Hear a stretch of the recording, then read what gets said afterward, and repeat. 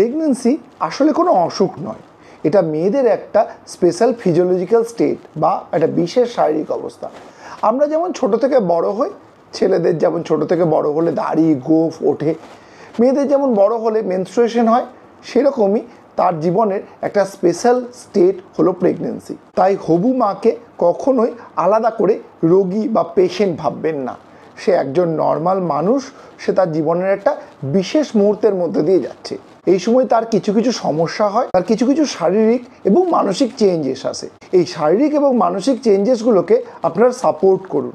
হবু মা তার মেন্টাল এবং ফিজিক্যাল সাপোর্ট তার পরিবারের কাছ থেকে যত ভালোভাবে পাবে, ততই ভালোভাবে সে তার প্রেগনেন্সিটা ক্যারি করতে পারবে। প্রেগনেন্সি যেহেতু একটা নর্মাল ফিজিওলজিক্যাল স্টেট, তাই এই সময় মা তার নিজের লাইফের ডে টু ডে অ্যাক্টিভিটি বা দিনের দৈনন্দিন কাজকর্ম অবশ্যই করতে পারে। মাত্রা অতিরিক্ত রেস্ট এই সময় মায়েদের একদমই প্রয়োজন হয় না। তবে ভারী কাজ বা ঝুঁকিপূর্ণ কাজ একদমই করবেন না। স্পেশালি প্রথম 3 মাস এবং শেষের 2 মাস একটু সাবধানে থাকবেন, এই সময় সমস্যা বেশি হয়। প্রেগনেন্সিতে অল্প অল্প করে কিছু কিছু এক্সারসাইজও করা যায় এবং এই সমস্ত এক্সারসাইজ প্রেগনেন্সিতে মায়েদের অনেকটাই হেল্প করে।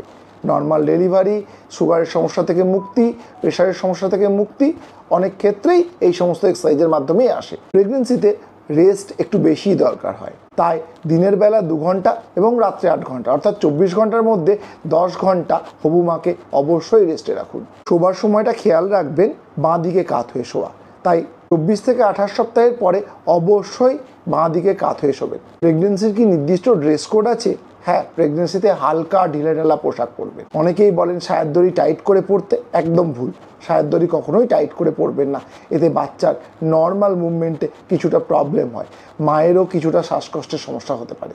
তাই হালকা ঢিলেঢালা পোশাক, বিশেষত গাউন বা নাইটি জাতীয় পোশাক অথবা শাড়ি, যেখানে আপনি শায়ের দড়ি হালকা করে পরেছেন, তাতে আপনার কোনো অসুবিধা নেই।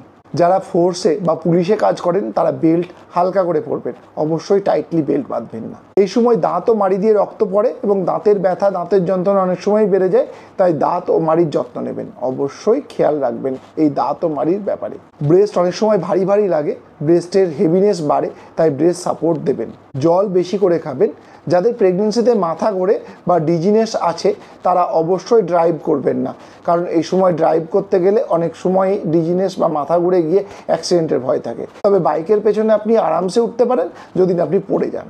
অনেক মেয়েরাই জিজ্ঞেস করেন টক খাওয়া যাবে কি যাবে না। টক খাওয়া নিয়ে আলাদা করে কোনো রেস্ট্রিকশন নেই, তবে খেয়াল রাখবেন রাস্তার ধারের ওই ফুচকা খাবেন না, এতে আপনার এবং আপনার বাচ্চার দুজনেরই শরীর খারাপ হতে পারে।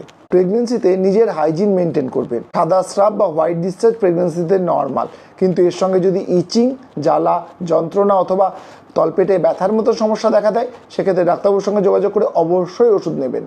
জুতো পরার সময় খেয়াল রাখুন একদমই হিল জুতো বা হাই হিল জুতো পরবেন না। হাই হিল জুতো লো ব্যাক পেন, পিঠের সমস্যা এবং আপনার পড়ে যাওয়ার মতন সমস্যা অনেক ক্ষেত্রেই বাড়িয়ে দেয়। তাই নর্মাল সফট চটি ব্যবহার করুন।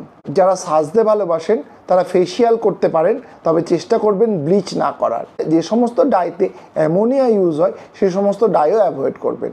নর্মাল হেনা আপনি করতেই পারেন, তাতে কোনো অসুবিধা নেই। আজকের মতো এ পর্যন্তই, আবার দেখা হবে নতুন কোনো এপিসোড।